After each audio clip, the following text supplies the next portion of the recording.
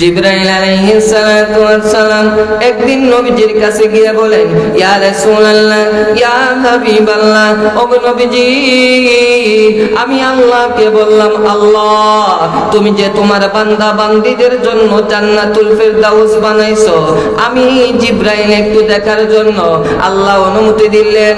জিবরাইল যাও জান্নাতুল ফিরদাউস গিয়ে দেখে আসো।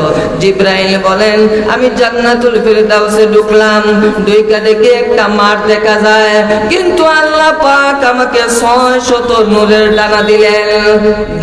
ডানার কথা যদি বোঝাই, একটা ডানা উপরের দিকে তুলে আবার নিচের দিকে যদি বাড়ি মারে, তাহলে জিবরাইল বলেন দুনিয়ার 100 বছরের রাস্তা আমি অতিক্রম করতে পারি। কত স্পিরিট! আল্লাহ নিজে বলেছেন কত শক্তি জিবরাইলের।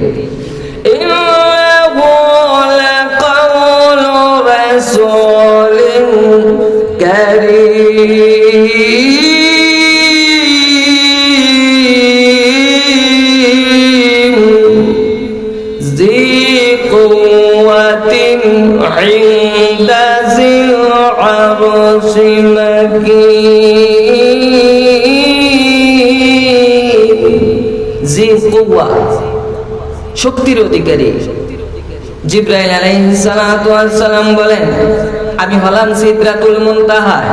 সিদরাতুল মুনতাহা কোন জায়গায় জানেননি? আসমান থেকে জমিন, এরপরে আবার জমিন থেকে আসমান, 7 আসমান। এইভাবে জমিন আর আসমানে ফাঁক আছে, 7 আসমানের উপরে আবার এইরকম একটি গ্যাপ আছে। এরপরে হলেন একটি বড়ই গাছ। কি গাছ? বড়ই গাছ। বড়ই গাছের পাতা কেমন হবে নবীজি বলেন, আমি দেখে এসেছি ওই বড়ই পাতাগুলি হাতির কানের মতো। হাতির কানের মতো বড়ইগুলি কেমন হবে? এক একটা বড়ই 12 মণ ওজনের হবে। দুনিয়ার পাল্লা পাথর দিয়ে যদি ওই বড়িগুলি যদি মাপ দেওয়া হয়, তাহলে 12 মণ ওজনের হবে। এক একটা বড়ি 12 মণ ওজনের হবে। পাতাগুলি হবে হাতির কানের মতো। জিবরাইল বলেন, আমি সিদরাতুল মুনতাহা ওই বড়ই গাছের নিচের মধ্যে বসা আছি। এমত অবস্থায় ইব্রাহিম নবী মিনার ময়দানের মধ্যে আল্লাহু আকবার বলে ফেলেছে। ইসমাইলের গলায় ছুরি লাগাইয়া দিবে। আল্লাহু আকবার বললে কয় মিনিটের টাইম আছে? কয়েক সেকেন্ডের ভিতরে ছুরি গলায় লাগাইয়া দিবে। কি করবে? এমত অবস্থায় আল্লাহু আকবার ইব্রাহিম নবী বলার পরে আল্লাহ ডাক দিলেন, জিবরাইল তাড়াতাড়ি জান্নাতে যাও, একটি লোহার টুকরা তোমার হাতে নাও, আর একটি দুম্বা তোমার হাতে নাও। ইব্রাহিম নবী ইসমাইলের গলায় ছুরি লাগানোর আগে আগে ওই লোহার টুকরাটা ইসমাইলের গলায় সামনে ধরে রাখো। জিবরাইল বলে, আল্লাহ কই আমি আর কই সে মিনার ময়দান? আল্লাহর হুকুম পাওয়ার পরে জিবরাইল জান্নাতে গেলেন, লোহার টুকরা হাতে নিলেন। লোহার টুকরা হাতে নিলেন, একটি দুম্বা নিলেন। তারপরে উনি 600 নূরের ডানা এমন শক্তি দিয়ে টান দিলেন। জিবরাইল বলেন, আমার শরীরের এমন কোন পশম নাই যে গাম বাহির হয় নাই।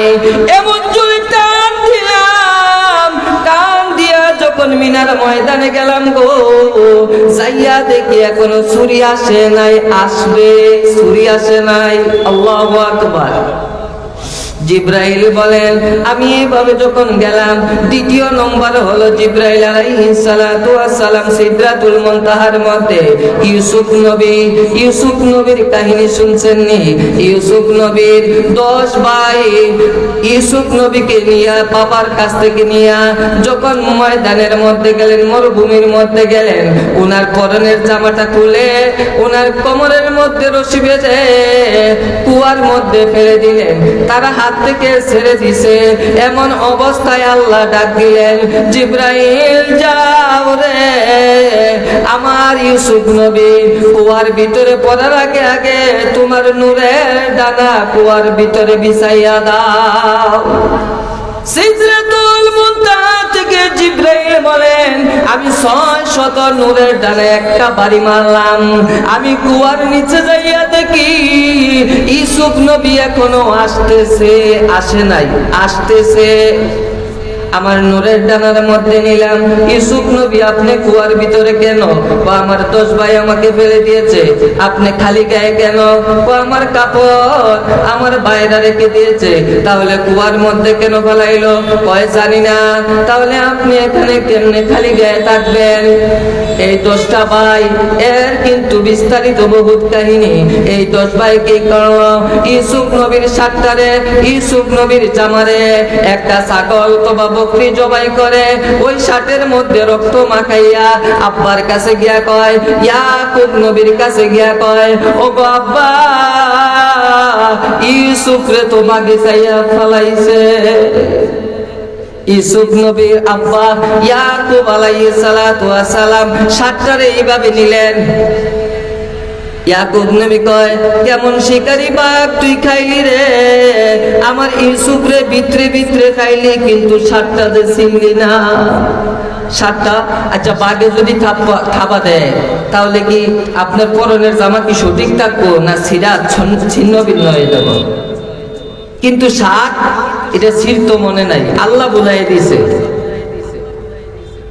ইউসুফ নবী ওর ভিতরে যখন জিব্রাইল বলেন আপনি খালি গায়ে কেমনে থাকবেন, আল্লাহ কয়, জিব্রাইল এত কথা কইও না, আমার ইউসুফের গলার মধ্যে জামা আছে, এটা পরাই দাও।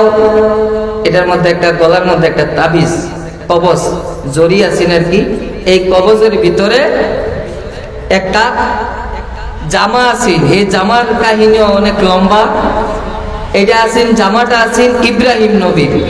উনি যখন নমরুদে যখন আগুনে ফালাই দিব, এমন সময় ইব্রাহিম আলাইহিস সালাতু ওয়াস সালাম বলেন, প্রভু গো, আমার এই অবস্থার মধ্যে আমার মা বাবার সামনে আমাকে উলঙ্গ করে এই কাফের নমরুদ আমারে আগুনে ফালাইয়া দেবে, আমার বড় লজ্জা লাগবে গো আল্লাহ। আল্লাহ ডাক দিয়া কয়, জিব্রাইল যাও রে, তাড়াতাড়ি করে যাও, আমার বন্ধু ইব্রাহিম খলিলুল্লাহকে জান্নাতি পোশাক পরাইয়া দাও। এটা আগুনে ফালানোর আগেই জিব্রাইল ইব্রাহিম নবীকে পরাইয়া দিছে। পরাইয়া দেওয়ার পরে ওনারা আগুনে নিক্ষেপ করছে নমরুদে। 40 দিন ছিল। তাফসীরে কিতাবে আছে যে 40 দিন ইব্রাহিম আলাইহিস সালাতু ওয়াস সালাম আগুনের মধ্যে ছিলেন। এরপরে যখন উনি রেহাই পাইলেন, উঠলেন, তখন ওনার ছেলে ইসহাক আলাইহিস সালাতু ওয়াস সালামকে এই জামাটা দিলেন। ইসহাক আলাইহিস সালাতু ওয়াস সালাম উনি ব্যবহার করছে। এরপরে এটা দিলেন ইয়াকুব আলাইহিস সালাতু ওয়াস সালাম, ওনার সন্তান ইয়াকুব আলাইহিস সালাতু ওয়াস সালামকে এই জামাটা দিছে। ইয়াকুব নবী জামাটা না পরে, এই জামাটা এমন জান্নাতি জামা, যদি লম্বা করেন লম্বা হয়, ছোট করলে ছোট হয়। এটারে কবজ বানাইয়া ইউসুফ নবীর গলার মধ্যে পরাইয়া দিলেন। আর ইয়াকুব নবী দোয়া করলেন, আল্লাহ গো, ইব্রাহিম খলিলুল্লাহর পরনের পোশাক, আমার বাবা ইসহাক আলাইহিস সালাতু ওয়াস সালামের পোশাক, তাদের পরিধানের বরকতে আমার ইউসুফ রে তুমি আল্লাহ হেফাজতে রাখো। এই পোশাকটা শেষ পর্যন্ত ইউসুফ আলাইহিস সালাতু ওয়াস সালামকে পরাইয়া দিয়েছে। আমার আল্লাহ আমার মূল আয়াতের মধ্যে আমি চলে আসতেছি। এই মুহূর্তে কিন্তু আমার সময়ও শেষ। ইন্নাল্লাযীনা আমানু, যারা ঈমান আনবে, ওয়া আমিলু সলিহাত, যারা নেক কাজ করবে, লাহুম জান্নাতুন নাঈম, আল্লাহ বলেন নিয়ামত ভরা আমি আল্লাহ তাদেরকে জান্নাত দান করব। আর যদি ঈমান না থাকে তাদেরকে কখনো আমি জান্নাতে দিব না। জান্নাত পরিমাণ যদি ঈমান থাকে রে, তাহলে তাকে আল্লাহ তাআলা ওয়াদা করেছেন জান্নাত দিবেই দিবে। আর যদি ঈমান না থাকে, নবীর বাবা হলো কাজ হবে না। ঈমান যদি না থাকে, নবীর মা হলো জান্নাত নাই। ঈমান যদি না থাকে, নবীর সন্তানাদি হলো কাজ হবে না। ঈমান যদি না থাকে রে, যত বড় পালওয়ান হোক, শক্তিশালী হোক, তার জান্নাত নাই। আর ক্ষুদ্র জ্ঞানী, রিকশা ড্রাইভার, ঠেলা ড্রাইভার, বর্ণাই বাড়ি নাই, আল্লাহ ওয়াদা করেছেন 10টা পৃথিবীর সমান একটা জান্নাত আমার আল্লাহ তাকে দান করবে। তাহলে মূল শর্ত হলো ঈমান। বাবাজির আমার, যদি ঈমান থাকে তাহলে জান্নাতে যাবেন, এটা আল্লাহর ওয়াদা। মিশকাত শরীফের একটি হাদিস সংক্ষিপ্তে বলে ফেলি।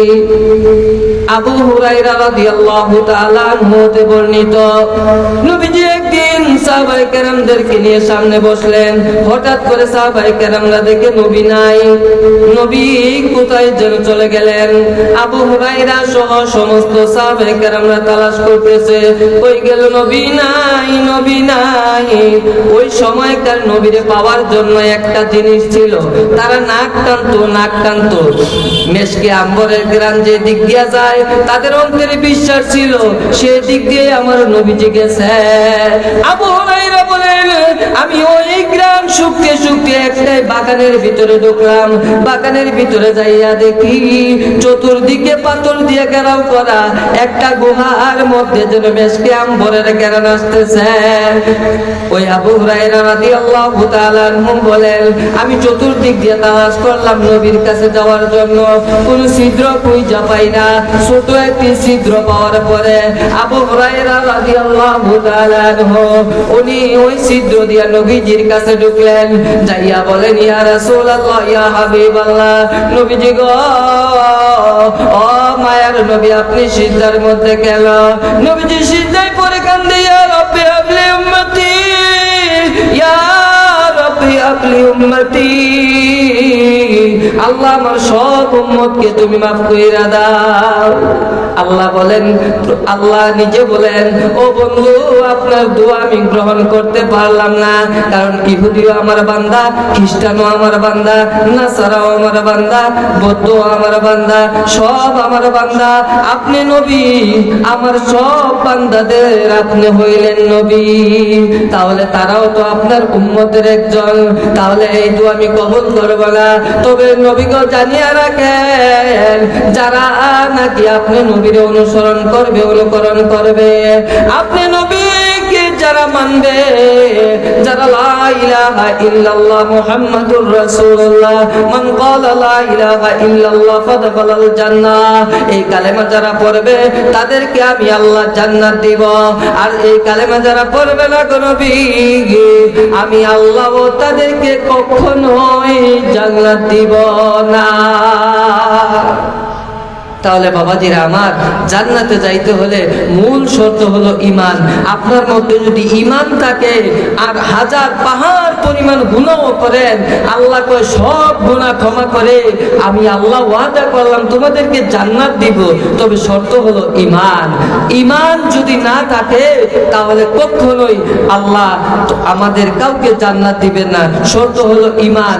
যদি ঈমান থাকে তাহলে আল্লাহ বলেন, আমি নবী গো, আমি ওয়াদা করলাম আপনার উম্মতের যদি ঈমান থাকে তাহলে আমি আল্লাহ একবার না একবার তাকে জান্নাত দিব। ঈমান না থাকলে জান্নাত দিবে না। আল্লাহ তাআলা যেন আমাদেরকে ঈমান এবং আমল দুইটা উভয় আল্লাহর গোলামির পাশাপাশি ঈমান আমল নিয়ে যাতে কবরে যাইতে পারি, সেই তৌফিক যাতে মহান আল্লাহ তাআলা, আমি গুনাহগার সহ আমাদের সকলকে আল্লাহ তাআলা দান করে। সবাই বলে আল্লাহুম্মা আমিন। ওমা তৌফিক ইল্লা বিল্লাহ। আসসালামু আলাইকুম ওয়া রাহমাতুল্লাহি ওয়া বারাকাতুহু।